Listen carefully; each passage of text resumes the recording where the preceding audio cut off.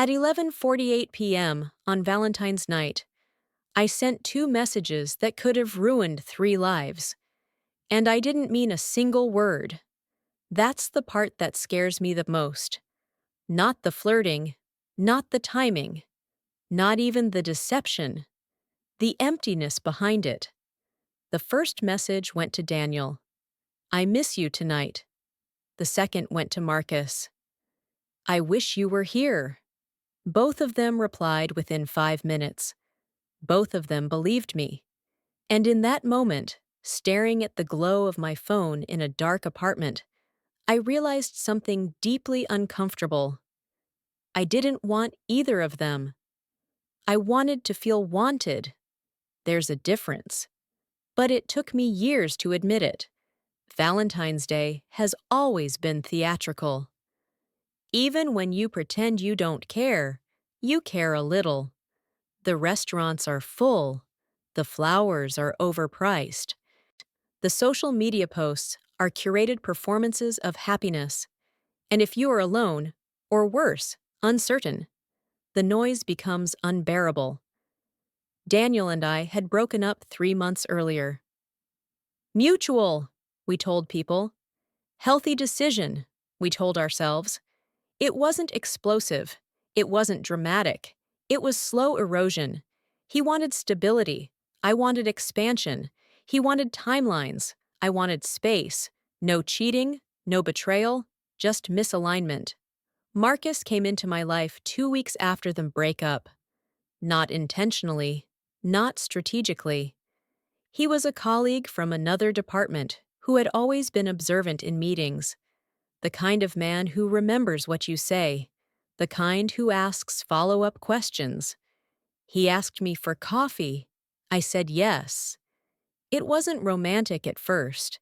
It felt validating. He listened in a way that felt like oxygen after months of suffocation. But here's the truth I rarely admit. I wasn't falling for Marcus. I was detoxing from Daniel. And Marcus happened to be the nearest mirror. By February 14th, I was in between identities. Not someone's girlfriend, not fully single, not healed, not committed, just suspended. That night, I had plans.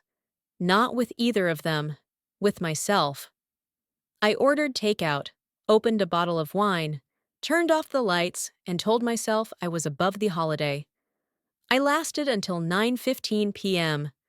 That's when I opened Instagram. Mistake. Daniel had posted a photo, nothing intimate, just a dinner table, 2 plates, 2 glasses, a candle, no tagged person, no caption. But the implication was loud. My chest tightened. I zoomed in like it would reveal something useful. Sige, was that a woman's hand? Was the angle deliberate? Was he trying to show he moved on? Rationally, I knew none of that mattered. Emotionally, it did. Because I wanted to be the one who moved on first. That's the ugly part of breakups no one discusses. It becomes a silent competition. Who heals faster? Who dates better? Who looks happier? I closed the app, opened my messages, scrolled to Daniel's name, hovered, closed it again. Then Marcus texted, "Hope you're not working tonight." A harmless message, but it felt strategic, like he knew Valentine's Day carries weight even when you pretend it doesn't. "I'm not," I replied. "How are you?" "Good." He sent a photo of a restaurant table, different from Daniel's, but still 2 glasses. My stomach dropped. "Date?" I asked. "Kind of," he replied. Kind of. That word. No ambiguous enough to invite imagination, clear enough to sting. And suddenly, I didn't feel independent. I felt replaceable. That's when the wine stopped tasting like independence and started tasting like loneliness. At 11:42 p.m., Daniel's story updated again. A blurred photo, soft lighting, a silhouette across the table. No face, but enough. My heart didn't break. It hardened, because pride moves faster than grief. At 11:48 p.m., I typed, "I miss you tonight." I watched the words appear on the screen. They weren't true. I didn't miss him. I missed certainty. I missed being chosen without question. I pressed send. Before he could reply, I opened Marcus's chat. "I wish you were here." Also not true. I didn't want him there. I wanted someone to cancel their plans and prioritize me. It wasn't love. It was control. Daniel replied first. "I was thinking about you, too." My chest warmed. Validation. Marcus replied seconds later. "I can leave early." Power. And there it was. Two men adjusting their night because of words I didn't mean. I felt powerful for exactly 30 seconds. Then I felt hollow because I knew something neither of them did. If Daniel had shown up at my door, I wouldn't have let him in. If Marcus had left his kind of date, I would have resented him for it. I didn't want presents. I wanted proof. Proof that I still mattered. Proof that I could interrupt someone's evening. Proof that I was not the one left behind. That realization unsettled me more than any betrayal ever could. Daniel called. I didn't answer. Marcus called. I didn't answer. I let both phones ring until silence returned. Then I sat there, staring at my reflection in the black screen. Who was I trying to be? The desired ex? The irresistible new interest? The woman who always has options? None of those felt real. The truth was quieter. I was scared. Scared that without someone wanting me, I might have to want myself. And that is harder than it sounds. The next morning, Daniel sent another message. "Can we talk?" Marcus sent one too. Did I do something wrong? Two men confused. Because I created confusion. I could have ignored them, ghosted both, pretended I was drunk, blamed the wine. Instead, I responded differently to each. To Daniel, I shouldn't have texted. I was emotional, safe, contained, mature. To Marcus, I didn't mean to complicate your night. Vague, deflective, strategic. Both responses protected me. Neither told the full truth. The full truth would have sounded like this. I texted you because I was afraid of being forgotten. But vulnerability feels riskier than manipulation. Over the next week, something subtle shifted. Daniel grew warmer, more attentive. Marcus grew cautious, less available. I had tilted the dynamic, not intentionally, but effectively. And here's the dangerous part. It felt good. Until it didn't. Because control is addictive. And I realized that Valentine's night hadn't been a mistake. It had been a revelation. I was not heartbroken. I was ego-bruised. I didn't want reconciliation. I didn't want commitment. I wanted reassurance on demand. That's when the real question surfaced. If neither man had replied that night, who would I be? That question haunted me more than guilt ever could. 2 weeks later, Daniel asked to meet. Marcus pulled back entirely. The balance I had created started collapsing. Because attention manufactured by insecurity never stabilizes. And deep down, I knew something else was coming. Something I couldn't control with a late-night message. I just didn't know yet that Valentine's night wasn't the climax of this story. It was the trigger, and the consequences hadn't even started. Daniel didn't ask if I still loved him. He asked why I needed him to reply. That question unsettled me more than any accusation could have. We met at a quiet cafe 3 days after Valentine's night. Neutral territory. No history in the walls. No shared memories in the corners. He looked the same. Steady, thoughtful, careful with words. But there was distance now, a kind of emotional recalibration. I wasn't angry, he said. He's stirring his coffee slowly. I was confused. About the text? Yes, about the timing. I nodded. It had been 11:48 p.m., late enough to be impulsive, early enough to be intentional. I thought you were moving on, he continued, so I tried to. There it was again. The competition I pretended didn't exist. I wasn't trying to stop you, I said. Then what were you trying to do? The honest answer sat heavy in my throat. I took a breath. I wanted to know I still could. Still could what? Interrupt your night. Silence. Not explosive, not dramatic.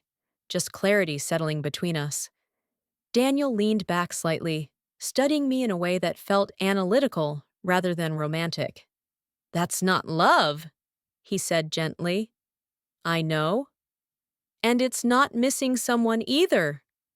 I know. He wasn't cruel. He wasn't mocking me.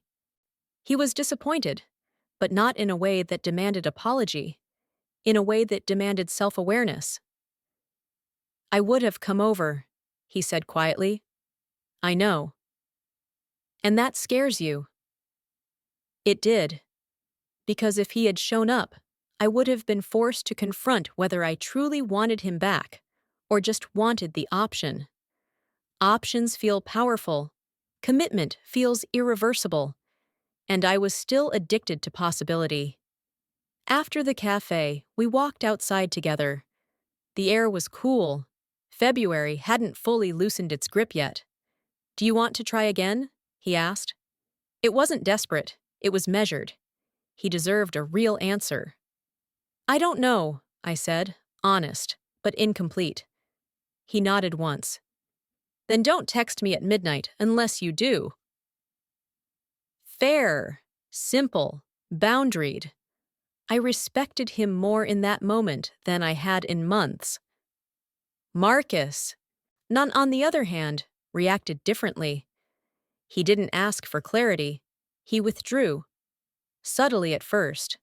Shorter replies, fewer questions, less initiative. And I felt the shift immediately. The validation supply line had thinned. I invited him for coffee the following week. He agreed, but the energy was different. Guarded. You sent me that message while I was on a date, he said calmly. I know. You knew. Yes. He held my gaze steadily. Why? There it was again. Why? The same question from two different men, different tones, same core. I was feeling insecure, I said. That's not the whole reason. He was right. It felt good to know you'd leave, I admitted. He didn't look shocked, just tired. I don't want to be a test, he said. I wasn't testing you. You were. He wasn't angry. That almost made it worse. I thought you liked me, he added quietly. I do, but not enough to risk losing me. That landed, because it exposed something ugly. I liked attention more than I liked him. There's a difference between attraction and appetite. Attraction is about connection. Appetite is about consumption. And on Valentine's night, I was hungry. Not for love, but for reassurance. Marcus finished his coffee. I don't think you're ready for anything real, he said gently. That sentence stung, not because it was harsh, because it was accurate. After that, we drifted. Not explosively, just naturally. And for the first time in months, I was alone. No ex hovering in possibility. No new interest orbiting in curiosity. Just me. That's when the real discomfort began. Without someone responding to my messages, who was I? Without someone rearranging their night, what power did I hold? Without romantic tension, what identity remained? The answer was not flattering.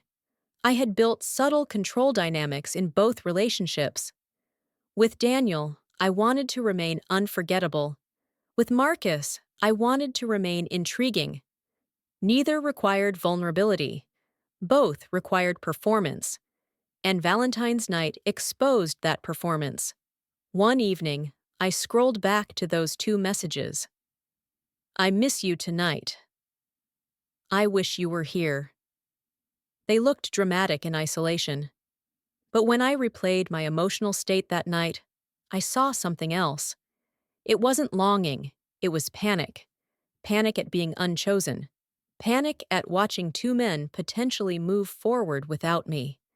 And panic often disguises itself as desire. That realization didn't free me immediately. So it embarrassed me, because it meant I wasn't the emotionally evolved woman I thought I was. I wasn't heartbroken, I was competitive. And competition in love always poisons intimacy. Weeks passed. Daniel stopped checking in. Marcus stopped watching my stories.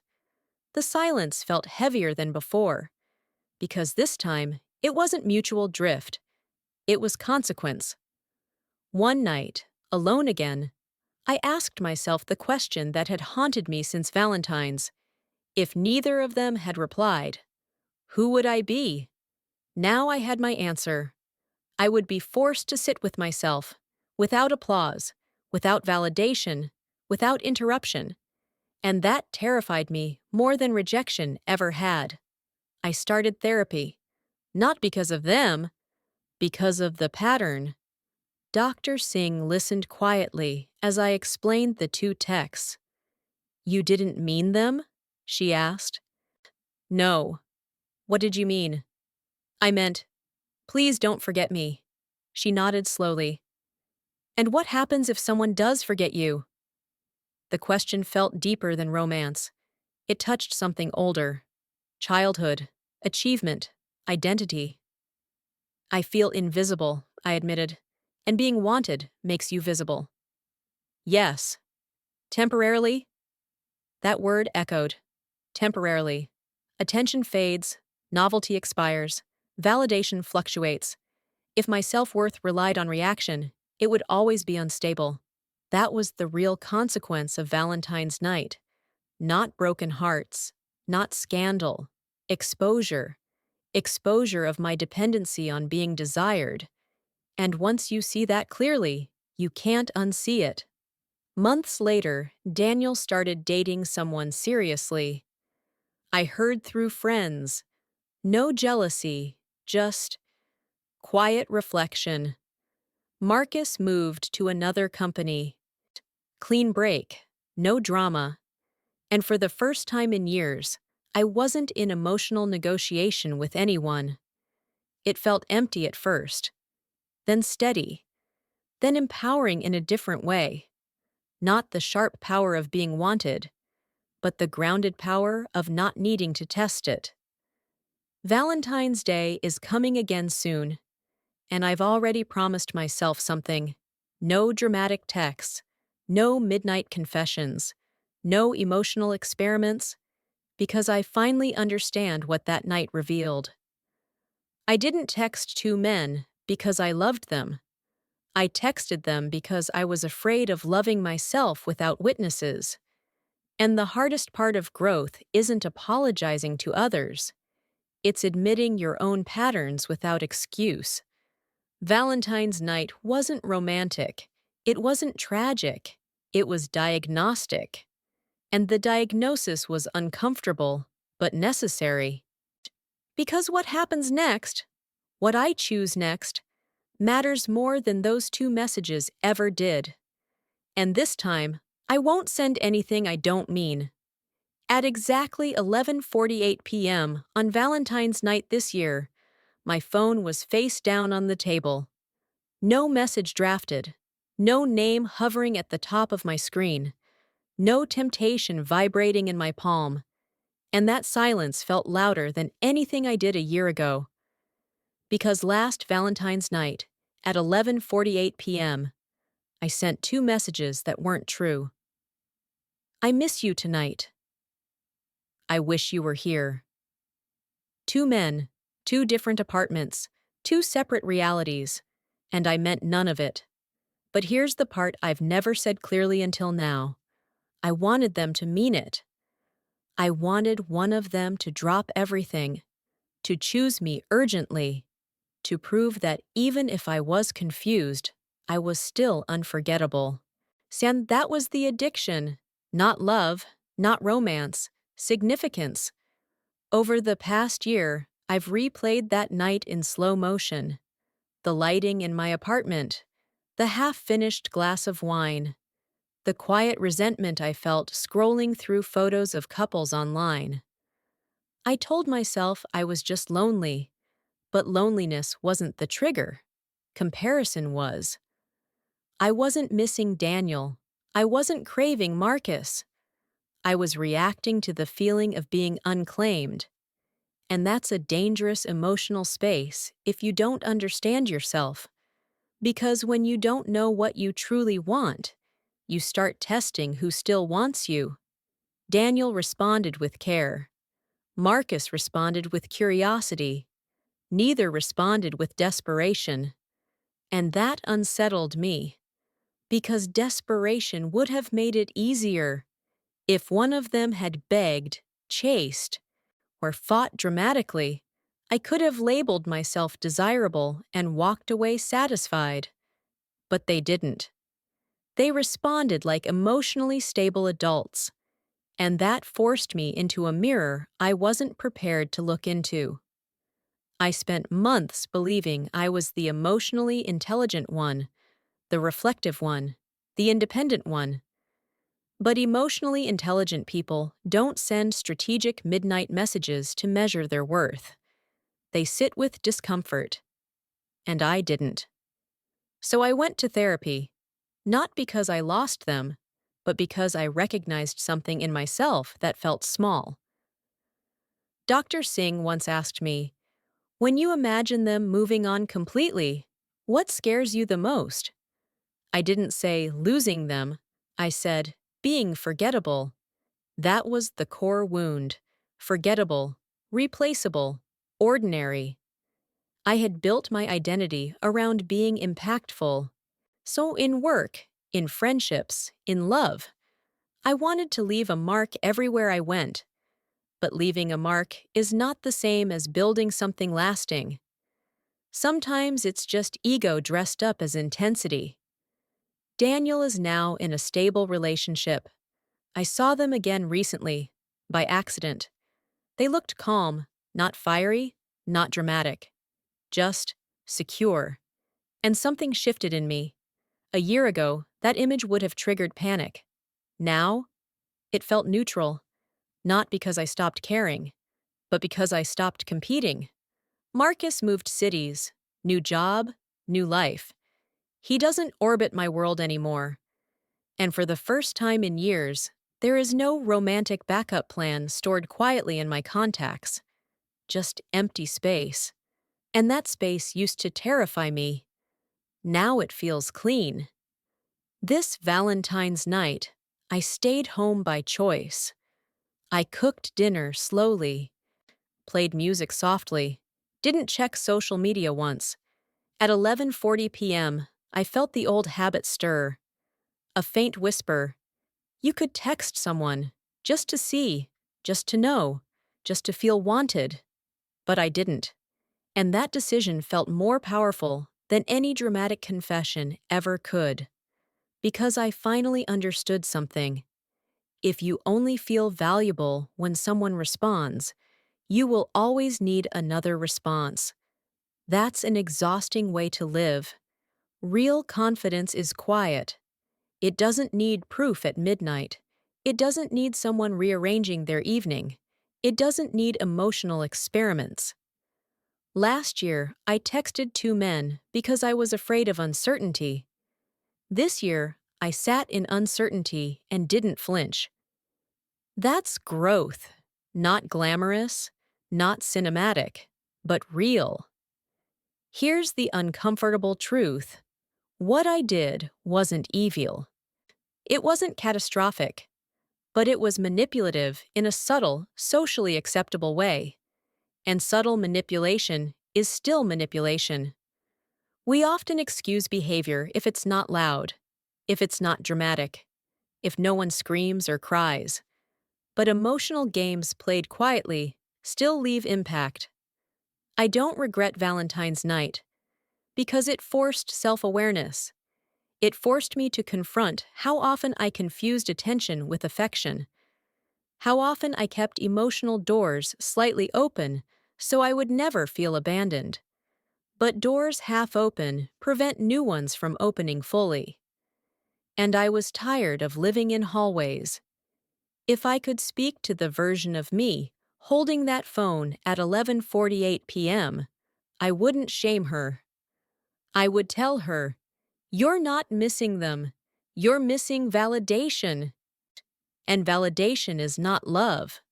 I used to think power in relationships meant being the one who could walk away. Now I understand real power is being the one who doesn't need to test anyone. Because when you stop testing, you start trusting. And when you stop competing, you start connecting. Will I love again? Yes. But not from panic. Not from comparison. Not from fear of being forgotten. From choice. From clarity. From intention. Valentine's night didn't expose two men. It exposed me. And maybe that's the quiet twist no one expects. Sometimes the most controversial story isn't about betrayal. It's about self-recognition.